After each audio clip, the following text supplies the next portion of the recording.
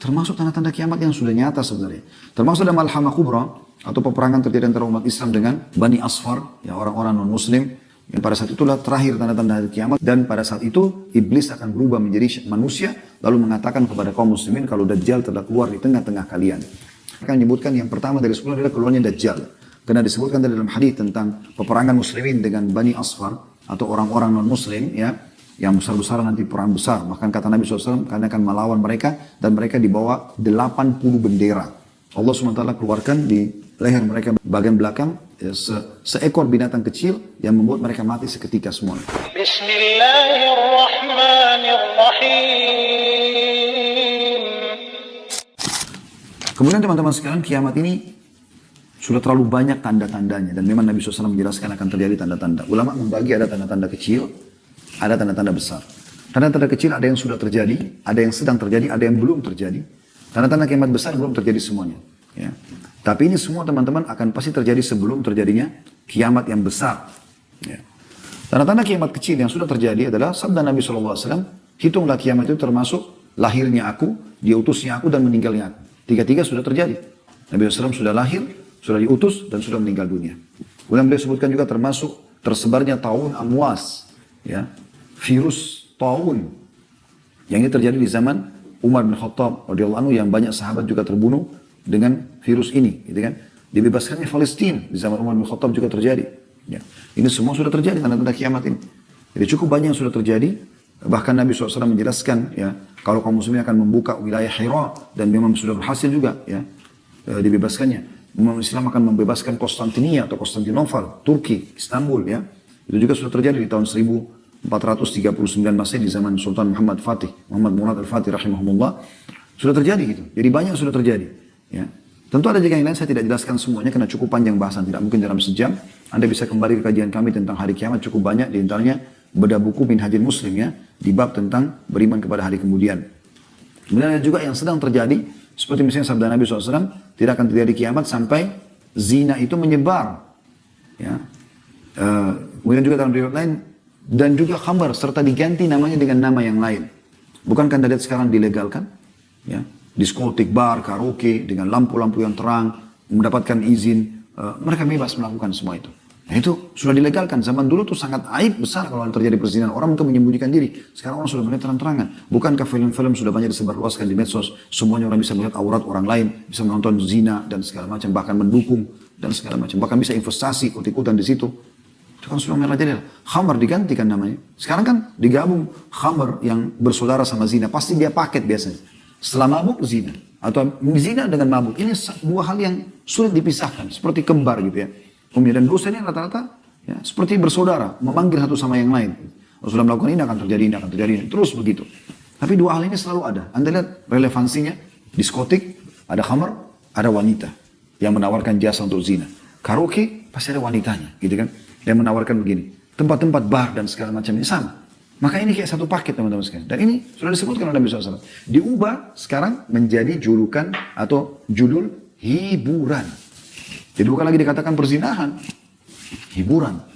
Sehingga akhirnya tidak masalah orang pakai jilbab pun untuk masuk di sana. Ya, laki-laki yang soleh pun masuk di sana dan segala macam hal. Allahul musta'an. Ini termasuk tanda-tanda kiamat yang sudah nyata. Tanda-tanda hari kiamat juga kata Nabi SAW. Ya, bahwasanya banyaknya laki-laki menyerupai perempuan, perempuan menyerupai laki-laki. Bukankah di zaman kita seperti itu? Bahkan di zaman kita ini, ya, semoga Allah selamatkan kita, di beberapa negara dilegalkan pernikahan sesama jenis. Di Indonesia pun pada mau ikut-ikutan. Ya, diangkat LGBT dan segala macam, diangkat itu sebuah kebebasan publik. Padahal melawan fitrah. Allah sudah hancurkan kaum Lut karena mereka homoseksual. Dan juga dalam masalah lesbian, kata Nabi SAW, ya lesbian, praktek lesbian di antara wanita adalah zina di antara mereka. Tidak bisa. Ya. Kalau zina antara laki-laki sama perempuan dosa besar. Ya itu hukumnya kalau belum nikah, kepergok, dicambuk 100 kali, diasingkan setahun. Kalau sudah nikah dirajam, dilempar sampai mati. Tapi kalau orang homoseksual, ini beda hukumannya.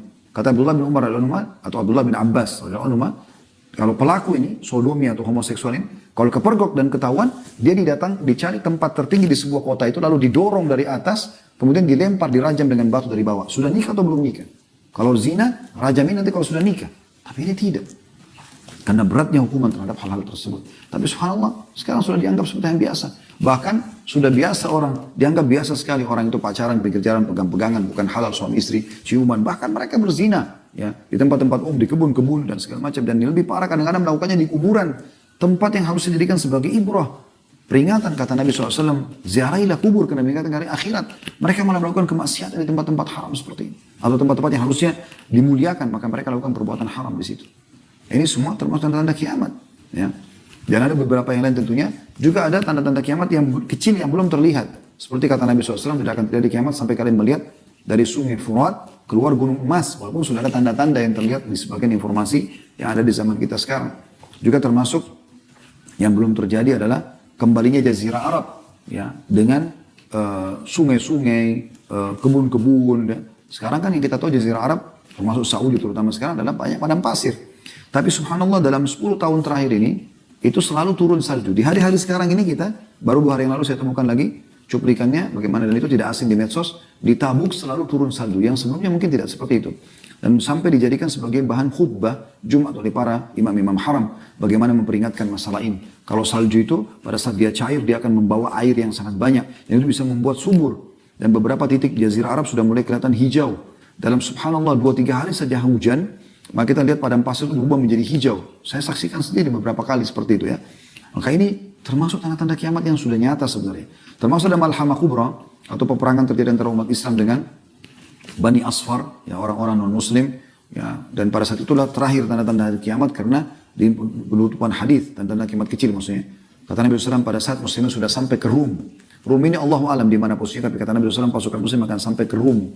Dan pada saat itu iblis akan berubah menjadi manusia lalu mengatakan kepada kaum muslimin kalau Dajjal telah keluar di tengah-tengah kalian. Maka pada saat itu umat Islam umumnya sudah tahu itu tanda-tanda kiamat besar. Kalau Dajjal keluar, mereka pun bubar, mereka kembali kepada atau ke kota-kota dan negara mereka masing-masing. Pada saat mereka kembali ternyata mereka baru sadar itu berita bohong. Dan di saat itulah betul Dajjal akan keluar kata Nabi SAW. Maka keluarlah tanda-tanda kiamat besar. Dan tanda-tanda kiamat besar ini dikumpulkan oleh para atau dikumpulkan dalam sebuah hadis yang sahih, ada 10 hadis riwayat Imam Ahmad. Kata Nabi SAW, Inna sa'ata la takunu hatta takuna 10 ayat. Sebenarnya kiamat yang besar sekali, ya, hitupnya sangkakala, kemudian hancurnya semua planet-planet bertabrakan, semua akan hilang, ya, dan tersisa hanya Allah Subhanahu Wa Taala dan yang Allah inginkan dari surga dan penghuninya. Dari bidadari, bidadara, pelayan semua itu mereka tutur yang Allah inginkan itu semua mungkin ya. Karena Allah mengatakan dalam ayat nanti akan kita bacakan ayatnya pada saat hidup sangkakala maka semua yang di langit dan di bumi akan meninggal hancur kecuali yang Allah inginkan. 10 tanda-tanda itu disebutkan yang pertama adalah khasfun bil masyriq wa khasfun bil maghrib wa khasfun bi jaziratil Arab. Tentu di sini sebagian ulama mengatakan dalam hadis ini bukan urutannya ya. Tapi disebutkan secara acak oleh Nabi SAW. Nah, urutannya sebagian ulama mendahulukan Dajjal. Di sini disebutkan Dajjal yang ketiga. Di sini terjadi adalah 3 tanda kiamat sekaligus terjadinya longsor besar di daerah timur bumi ini atau timur Jazirah Arab. Timurnya berarti Asia kita ya. Dari Irak, Iran, Rusia, Afghanistan sampai ke bawah Indonesia ini itu dikenal dengan timur Jazirah Arab. Kemudian akan terjadi longsor di barat Jazirah Arab, Afrika, benua yang besar. Kemudian juga akan terjadi longsor besar di Jazirah Arab. Ini 3. Longsor ini kata sebagian ulama sudah tidak bisa lagi ditutup karena besarnya. Kemudian yang keempat disebutkan dalam hadis ini, tapi sekali lagi bukan urutannya ya. Nah, karena dijelaskan oleh para ulama ada urutan sendiri. Kemudian bukan keluarnya kabut yang sangat besar. Ya, kabut yang sangat besar yang menutupi mayoritas bumi ini. Kemudian disebutkan yang kelima adalah Dajjal, keluarnya Dajjal. Nah, akan kita jelaskan insyaAllah satu persatu poin ini biidznillah ta'ala, mudah-mudahan ada waktu ya. Kemudian yang keenam adalah Dabbatul Ard. Keluarnya hewan melata di muka bumi, hewan tapi bisa bicara dengan bahasa manusia. Ini juga akan kita jelaskan insyaAllah. Kemudian yang ketujuh adalah Ya'juj dan Ma'juj. Keluarnya Ya'juj dan Ma'juj. Ya. Ini adalah 2 suku dari anak Adam yang diceritakan dalam surah Al-Kahfi. Dan Anda dianjurkan baca setiap malam Jumat atau hari Jumat surah Al-Kahfi. Dan mengenang kisah mereka. Bagaimana Raja Dzulqarnain itu menutup atau menyembunyikan mereka bukan menyembunyikan sebenarnya, lebih menghalang mereka di sisi sebuah gunung yang ditutup dengan beberapa besi yang dicairkan, ditaburi dengan cairan timah cair ya. hingga menguatkan gunung tersebut dan tidak bisa ditembus oleh Yajuj, tapi mereka akan keluar nanti di akhir zaman nanti. Yang kedelapan, tulu'us syams min maghribiha, keluarnya terbitnya matahari dari tempat terbenamnya. Sekarang terbit dari timur, kalau terbenam di barat, nanti akan terbalik di hari kiamat itu, menjelang hari kiamat. Ya, kemudian yang kesembilan adalah narun takhruju min ka'ril adan. Ya. Tamurrun nasu wa tazulu tarhalun nas, sampai situ ya. Artinya api yang akan keluar dari pusat kota Aden. Kota Aden ada di Yaman, yang akan menggiring manusia. Dan yang ke-10 antara adalah nuzul Isa ibnu Maryam. Ya, keluarnya atau turunnya Nabi Isa alaihissalam dari langit nanti akan memimpin di muka bumi. Baik teman-teman, ini kurang lebih sebutan secara acak, tapi kalau ulama coba menyusun sesuai dengan riwayat-riwayat yang ada, maka mereka menyebutkan yang pertama dari 10 adalah keluarnya Dajjal. Karena disebutkan dalam hadis tentang peperangan muslimin dengan Bani Asfar atau orang-orang non-muslim, ya, yang besar-besar nanti perang besar. Bahkan kata Nabi SAW, karena akan melawan mereka dan mereka dibawa 80 bendera. Jadi sangat besar sekali. Perang tersebut dalam umat Islam akan memenangkan peperangan. Pada saat mereka tiba di Rum, maka syaitan menjelma jadi manusia lalu mengingatkan Islam kalau Dajjal telah keluar di tengah-tengah mereka, maka mereka pun kembali. Itu tanda-tanda kiamat kecil terakhir. Ternyata Dajjal belum keluar, tapi pada saat itu Dajjal akan keluar. Dajjal diambil dari kata-kata Dajjal yang berarti kekacauan, dan dia adalah dari anak Adam. Nabi SAW sebutkan cirinya cukup banyak, saya ringkaskan karena lihat waktu. Dahinya lebar dan rambutnya keriting, ya, kemudian dia memiliki kulit yang agak cenderung kepada gelap, ya, memiliki dada dan pundak yang lebar, dan dia memiliki mata yang rusak, ya, sebelah kanannya. Kata Nabi SAW, ketahuilah Dajjal memiliki mata yang rusak dan Tuhan kalian tidak rusak matanya, ya, karena dia akan mengaku sebagai Tuhan. Lalu Nabi SAW sebutkan dalam sebuah hadis, Dajjal akan keluar di tengah-tengah kalian, maka dia akan tinggal selama 40 hari. Maka 40 hari dalam riwayat dikatakan seharinya seperti setahun, seharinya seperti sebulan, seharinya seperti sepekan, hari-hari sisanya seperti hari-hari kalian. Jadi kalau setahun berarti 1 tahun. Ya, kita pegang misalnya lafaz Nabi SAW secara zahirnya begitu. Setahunnya kan 40 hari. Kalau kita kurangi 1 hari berarti sisa 39 hari. Setahun. Hari keduanya seperti sebulan. Itu sudah setahun sebulan. Hari ketiganya seperti sepekan. Berarti setahun, sebulan, sepekan. Kalau dikurangi 3 hari dari 40 hari sisa 37 hari. Ini sebulan sepekan tepatnya. Ya, 37 hari. Berarti setahun, 2 bulan, 2 pekan dia akan membuat kerusakan di muka bumi. Lalu kata Nabi SAW, tidak ada tempat pun di muka bumi kecuali dia akan lalui. Dan orang-orang yang dilewatin wilayahnya, ya, yang beriman padanya maka wilayahnya akan subur, mengaku dia sebagai Tuhan. Yang tidak mengaku dia sebagai Tuhan maka akan, ya, sulit, peceklik, akan susah hidup mereka. Ya. Dajjal terus saja mengelilingi muka bumi kecuali Mekah dan Madinah. Dia tidak bisa masuk. Kata Nabi SAW, dia akan tiba di Madinah dan dia akan mengajak pengikutnya naik ke atas sebuah gunung. Lalu dia menunjuk ke arah Masjid Nabi SAW sekarang sambil mengatakan, apakah kalian lihat istana putih itu? Dan subhanallah di hari-hari kita sekarang Masjid Nabawi seperti istana putih. Kata Nabi SAW, kata Dajjal, dia mengatakan, apakah kalian lihat istana putih itu? Kata mereka iya. Kata Dajjal, itulah istana Muhammad yang aku tidak diizinkan untuk masuk ke dalamnya. Maka Dajjal tidak bisa masuk di Madinah. Dan ini kisah cukup panjang. Intinya dia menyentakkan kakinya di sekitar kota Madinah, lalu terjadi gempa, keluarlah semua orang munafik dari kota Madinah menjadi pengikutnya. Sampai nanti akhirnya setelah selesai semua tertinggal orang beriman, keluar seorang anak muda dari Madinah, lalu Dajjal menangkapnya sambil mengatakan, aku adalah Tuhanmu. Maka anak muda itu mengatakan, kau adalah Dajjal. Karena Nabi SAW mengatakan semua orang mukmin akan bisa membaca di dahinya tertulis kafara atau kufur. Dan tahu kalau ini adalah Dajjal. Anak muda itu mengatakan, kau adalah Dajjal yang Nabi SAW sudah sampaikan kepada kami. Maka Dajjal mengambil gergaji, kata Nabi SAW, lalu meletakkan di tengah-tengah kepalanya, lalu membelah 2 badan orang itu sampai kemaluannya. Kemudian, ya, dia melewati tengah-tengahnya sambil mengatakan, hiduplah. Maka bergabung kembali badan anak muda tersebut. Semua pengikutnya bersorak-sorak. Lalu kata Nabi SAW, dia bertanya lagi, apakah kau sudah akui aku sebagai Tuhanmu? Dia tanya anak muda itu. Anak muda itu mengatakan, aku tidak bertambah kecuali keimanan kalau kau adalah Dajjal. Maka setelah itu kata Nabi SAW, Dajjal coba membunuhnya, tidak mampu atau tidak bisa lagi membunuhnya. Tapi ada beberapa wilayah yang dia lewatin dan dia berhasil. Dia berhasil. Di antaranya adalah, ya, dia lewat dalam satu riwayat sahih dikatakan dia lewatin sebuah wilayah lalu dia datangi pemimpin wilayah tersebut. Entah presiden, raja, kepala suku, intinya wilayah itu dilewatin.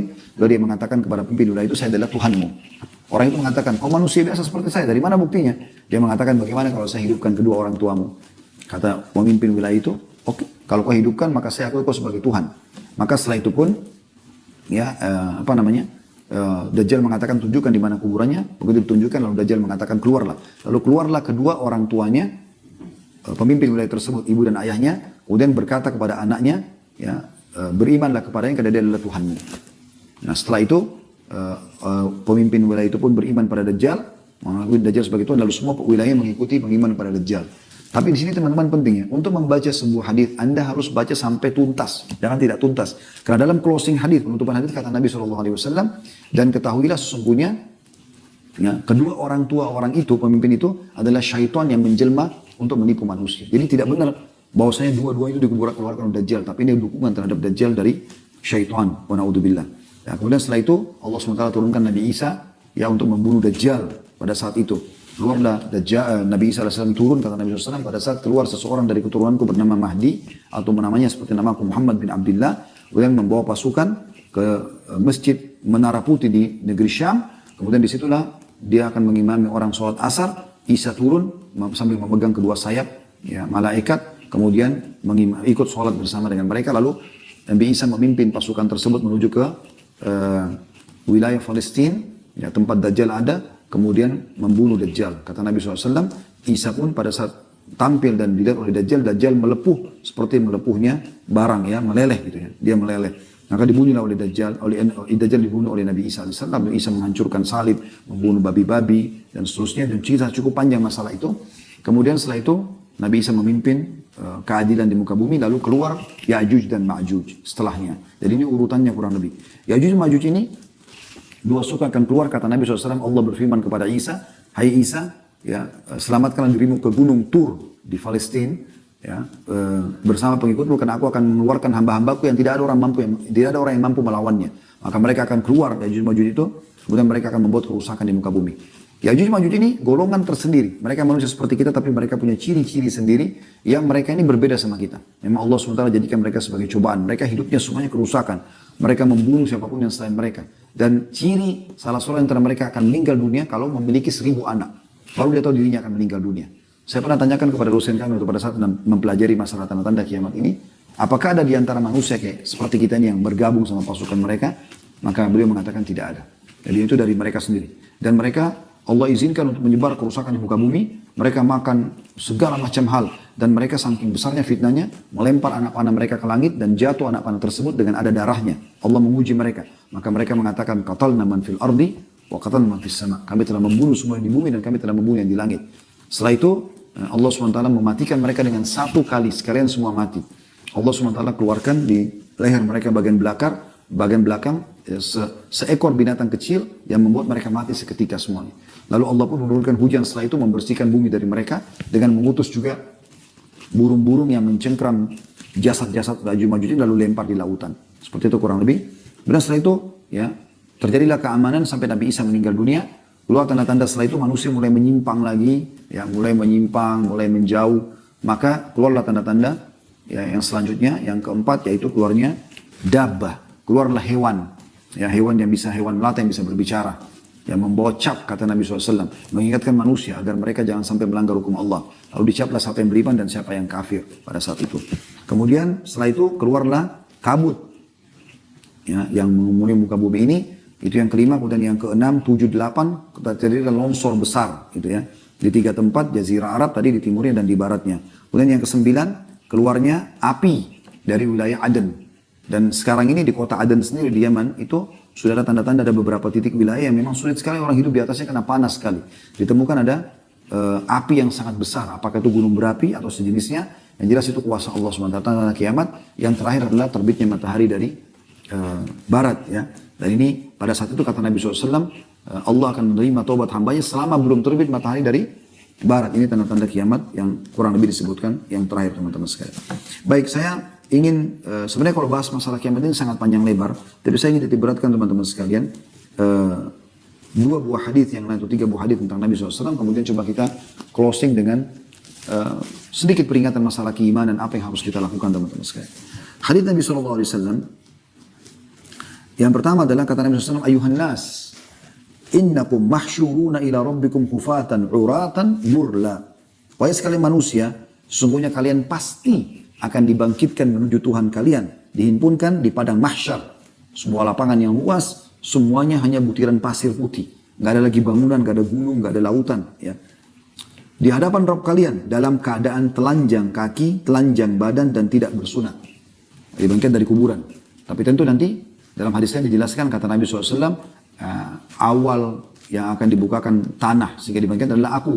Ya, kemudian awal yang diberikan pakaian adalah Ibrahim alaihissalam. Jadi nanti orang-orang akan diberikan pakaian orang beriman dengan pakaian-pakaian yang bercahaya, orang-orang kafir dengan pakaian yang dari terra yang panas, api, dan terlihat ada perbedaan antara kedua kelompok ini tentunya. Ya.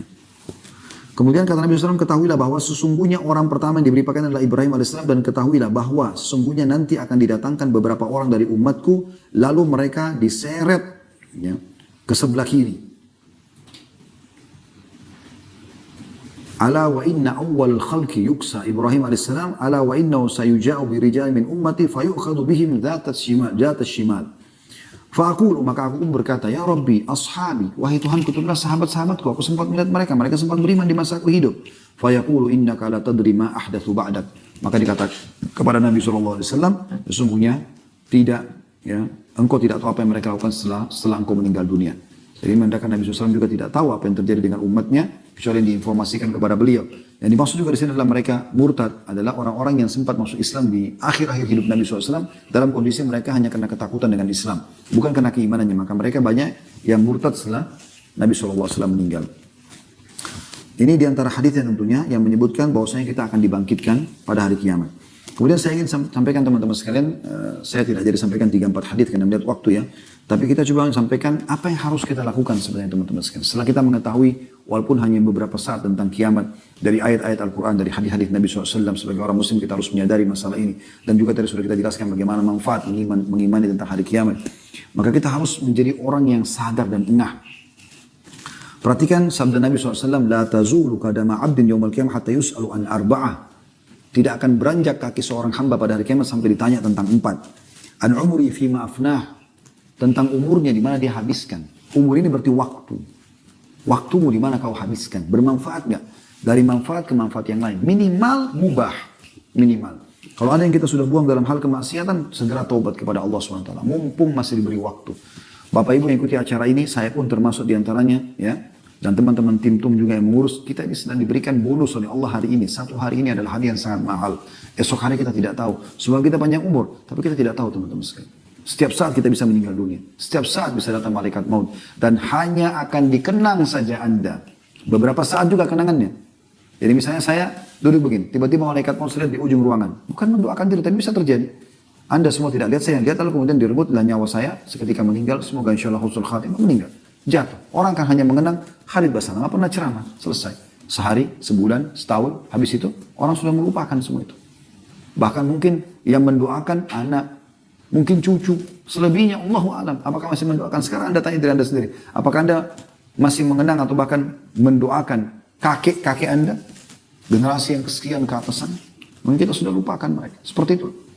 Maka kita harus beramal buat diri kita sendiri. Kita harus isi dengan hal yang bermanfaat, maksimalkan.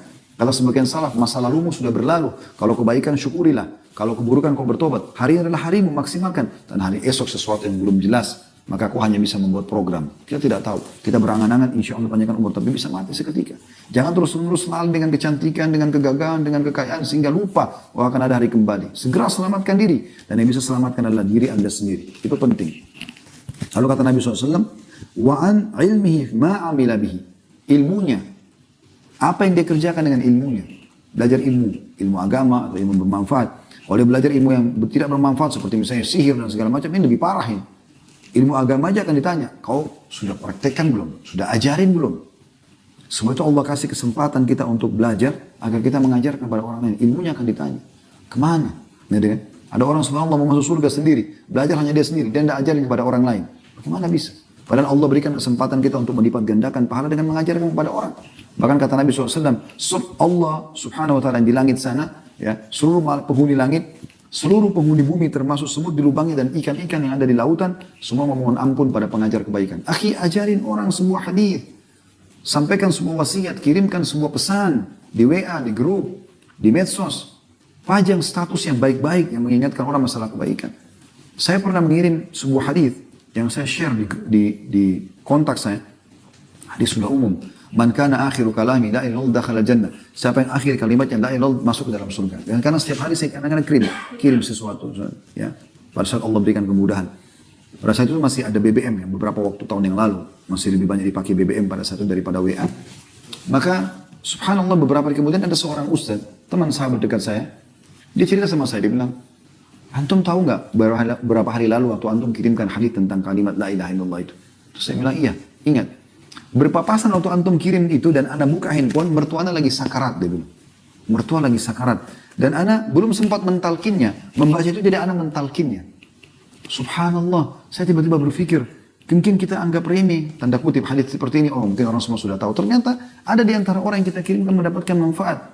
Ya, Allah bisa menyelipkan pahala buat kita karena kita mengirim kepada dia dan dia amalkan, mentalkin mertuanya pada saat itu. Mungkin dengan itu Allah selamatkan ke surga. Jangan pernah anggap remeh sebuah kebaikan. Ajarkan yang sudah kita ketahui, merasa pedulilah dan semua pelanggaran yang terjadi depan mata kita. Bagi orang lain adalah kesempatan kita berbuat amal saleh. Kalau semua orang sudah berbuat kebaikan, kita mau dapat pahala dari siapa?